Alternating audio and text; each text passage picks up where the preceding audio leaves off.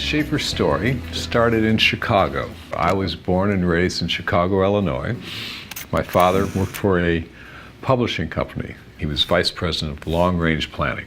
So his job was to read the tea leaves. What's coming in the future? What's the newest trend? What's happening in society that could affect this publishing business? That was his job.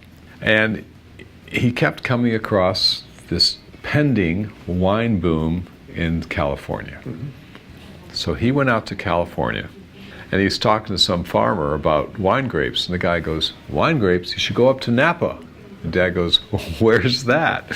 So he went up to Napa Valley, looked around, this is 1972, and he found an old place that had been on the market for 5 years. It's 30 acres of 60-year-old vines, Barbera, Chenin Blanc, Zinfandel, a funky house, a barn, a couple tractors, an old pickup truck, and he bought it. So at age 47, he moved us all out from Chicago to Napa Valley. I was 17 years old. I didn't know where Napa Valley was. All I knew that California was a cool place, especially the beaches and the girls and the bikinis. But we got out to Napa and I realized Napa's in the wrong part of the state. It wasn't Southern California. But I got to tell you, it was beautiful. We pulled into Napa in the middle of January. It was green and vibrant and gorgeous. So I fell in love with it. He started growing grapes, and he went from wearing a three-piece suit as executive to blue jeans and a straw hat, driving a tractor in the vineyards. And it was great. So I got the bug. I went to UC Davis, got a degree in viticulture and enology, grapes and wine. And I bounced around, taught school for a couple of years, worked at a few wineries, and then I joined up with Dad in 1983. So we've been working together since '83. I hired a great guy as a winemaker, as my assistant in 1984, Elias Fernandez, and he's still there. So we've had a wonderful run. And we have over 200 acres of grapes, which supplies most of our fruit. We make about 35,000 cases of wine every year, which is as big as we're going to get.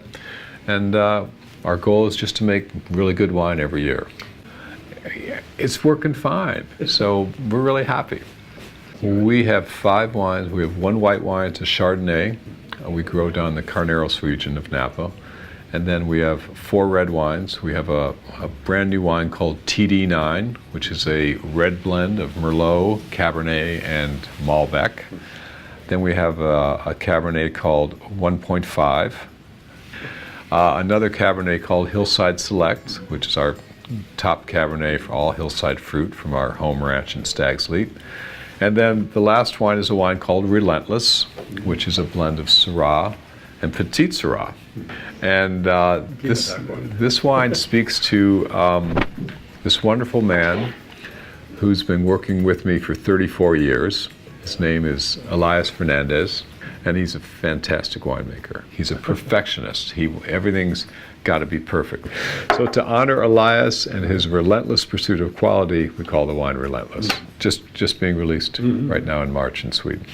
You describe the wine for me. Well, the wine, it's a blend. It's 89% Syrah, 11% Petit Syrah. So it mostly speaks to the Syrah grape. And Syrah, the characteristics, the nose they're very unique. There's a rich kind of gamey, meaty, smoked meat bacon aroma. That's a very typical Syrah aroma. And so I love the nose. And the mouth is rich, extracted fruit. Being Napa Valley, California, we make rich extracted wines. A lot of flavor, a lot of really nice texture. Tannins are there. They're pretty strong, but they're not bitter. In fact, they're mature tannins. The wine's actually has a really nice kind of mouthfeel texture to it. Kind of, chewy. It's a very nice finish. We actually age it 25 to 30 months in barrels. It takes that long to have the aroma start to open up. I'm a little passionate about it, but it's a simple goal. It's a lot of work to achieve it, but the goal is simple. Just make good wine. There you go.